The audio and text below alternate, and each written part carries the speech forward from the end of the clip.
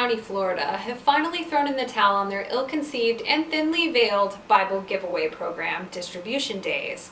The problems began in January of 2013 when World Changers of Florida Incorporated set up tables covered in Christian Bibles, which the children were encouraged to take home for free. In response, the Central Florida Free Thought Community, or CFFC, submitted a list of publications they would also like to distribute. But several of the texts were deemed inappropriate by school board censors. CFFC sued, and in June the board agreed to allow CFFC to distribute whatever materials they chose.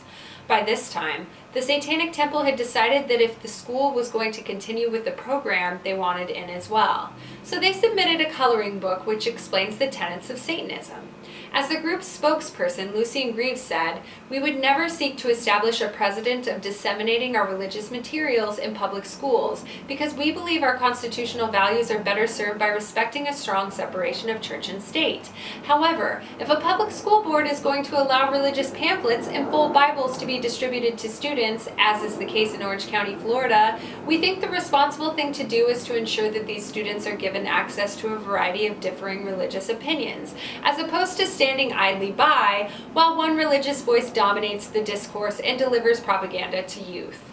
In response, the board's chairman, Bill Sublette, said, "This really has frankly gotten out of hand. I think we've seen a group of groups take advantage of the open forum we've had. The board has determined to change their policy to one which now reads, 'Materials of a denominational, sectarian, religious, political, and partisan nature shall not be permitted to be distributed.'"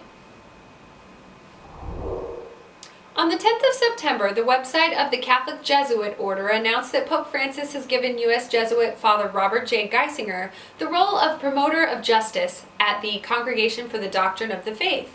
In this new position, Geisinger will take on the responsibilities of Chief Prosecutor of Sex Abuse Crimes for the Holy See.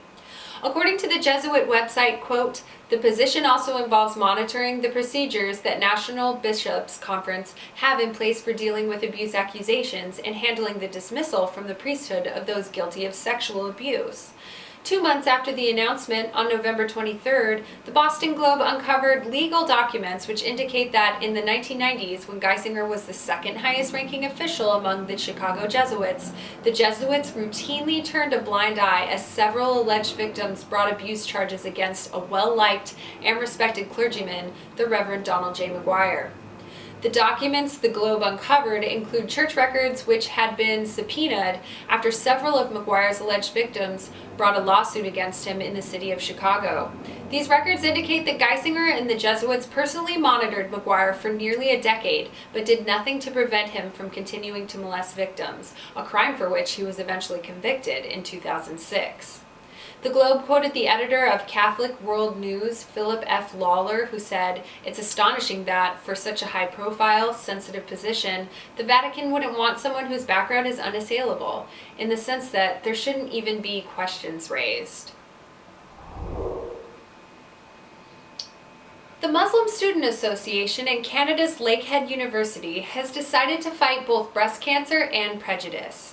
Last October, the group held the 4th annual Pink Hijab Day in the North. Association President Farhan Yousaf said the global initiative raises money for breast cancer research while addressing the issue of Islamophobia. "I think there's a lot of misconceptions about Muslims in general, that they're not involved in a lot of things. We want to break that barrier and show that we live in a society and we want to contribute." Yousaf added that since hijabs are only worn by women, he opted for a pink shirt. Organizer Manahil al-Radadi was wearing a pink hijab and white lace headband. She has come to Canada from Saudi Arabia. Before she came to her new country, she wondered how people in Thunder Bay would react to her hijab. "So in the beginning, my family and I were like, how can we go there? Will people in Thunder Bay accept us? So we discussed taking off our scarves, our hijabs, and then we came here, and in the first few days we saw that people do understand, and they do know about us, and we were okay." Al-Radadi and fellow organizer Sabira Azhar said they both appreciate the chance to answer questions and clear up misconceptions people have about hijabs. Azhar said outreach events like this are very important in light of the soldier who was shot in Ottawa and the death of the soldier in Quebec. "I feel sad, I feel grief, because Canada is supposed to be a safe place to live, and when events like that happen, you start to think, what can I do to help?